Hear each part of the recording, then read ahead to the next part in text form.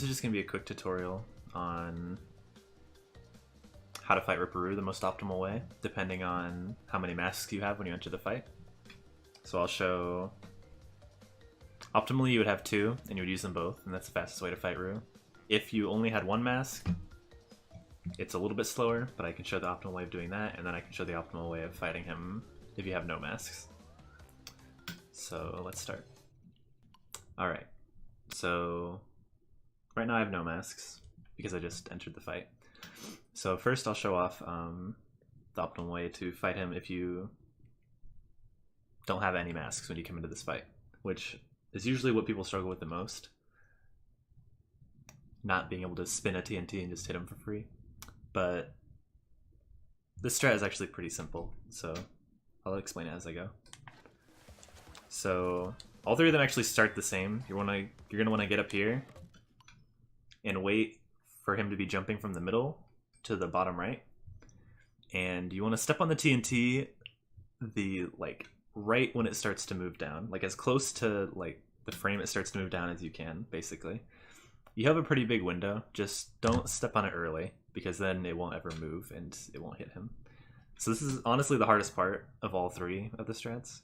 So you just have to make sure you just don't press it too early. That's the main issue. The way I like to time it is right before he lands on the bottom right, I do a max height jump, like I hold down X, and then that ends up timing it perfectly usually to where I land on it right when it starts to move. So let's try and show that right now. See there,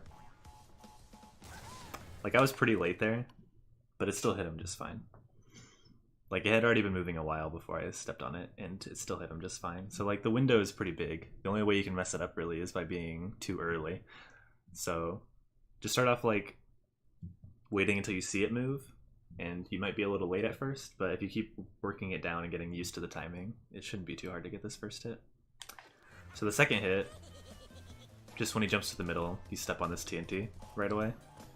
It's pretty simple. And then you step on this one right away as well. You can wait a little bit on that one, but if you step on it like pretty much right away, you'll still be fine. So yeah, that's the fight if you have no masks. It's pretty simple actually. As long as you do that first hit, the other 2 line up really easily.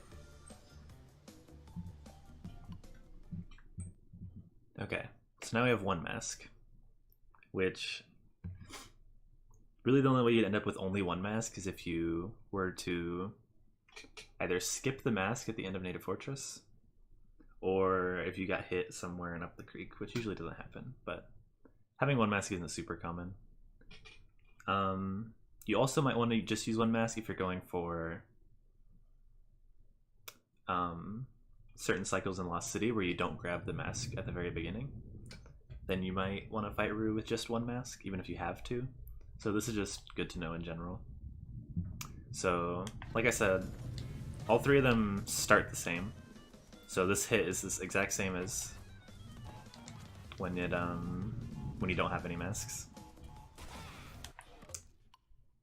So I hit him just fine. I jumped on it right as it started moving. That was like earlier than the previous example, but it still works. Like the window is pretty big, honestly. The second hit, you're just gonna spin this TNT when it comes down to the middle, and Roo will jump to the middle. So like right here, all you do is spin it. Like right when he jumps, you just spin it. That's when you use the mask. It's pretty easy to hit that. Just stand like on the edge to make sure your spin actually reaches. You don't need to like run into it as you spin or anything. Just stand on the edge and press square. It's pretty easy. And then right after you spin that TNT, you want to pretty quickly, you're gonna have to go diagonal here because you don't really have time to like go up and then left to get over to that TNT. So you're gonna want to go diagonal like right away pretty much. Wait a little bit. Like you saw, I waited a little bit on the top and then jump on the TNT. So I waited too long there. But if you wait just the right amount of time, it'll hit Roo like as he's landing, and that's like most optimal. Okay, so this is the last variation. This is the one you'll probably want to be doing. This is the fastest way of fighting Roo, where you use both masks to kill him. It's only about 1 second faster than just using one mask, but if you do the optimal Lost City, you can enter with 0 masks and still do it optimally, so it's worth it to get this second out of Roo if you can. So again, first hit's the same.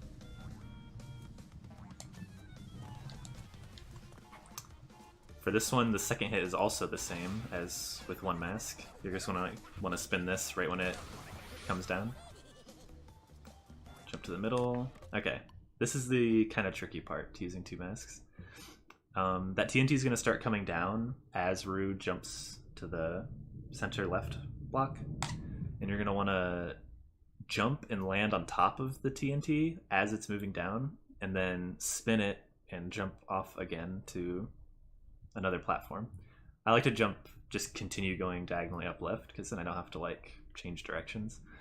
So I jump on the TNT, spin it, and then bounce from the spin, damaging me to that up left platform, and then I just stand there as he dies. Like that. And perfect example, I hadn't talked about that yet, but see how Roo is like just going the wrong way? He's supposed to like go down the waterfall and then fall off the end. This can happen for any of the 3 variations. If the last TNT blows up at just the right frame, like as Roo is landing, you'll get this glitched animation where he doesn't jump down to the bottom first before he dies. He just immediately dies wherever he's standing.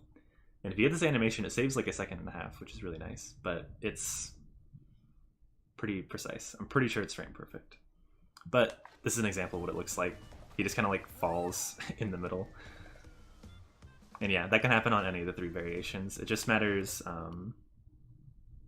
when the last TNT blows up as he's landing at just the right spot. So for all the variations, you can possibly get that, which is nice. I get it most often doing the 1 mask strat, but getting it there is really nice, because then you have like that was the most optimal Roo. Like perfect with the glitch included. So that was cool. I'm glad I got to show that off. So yeah, hopefully that helps. If there's anything I didn't explain very well, let me know, and I'll like remake this with better explanations. But hopefully that was good. See you guys.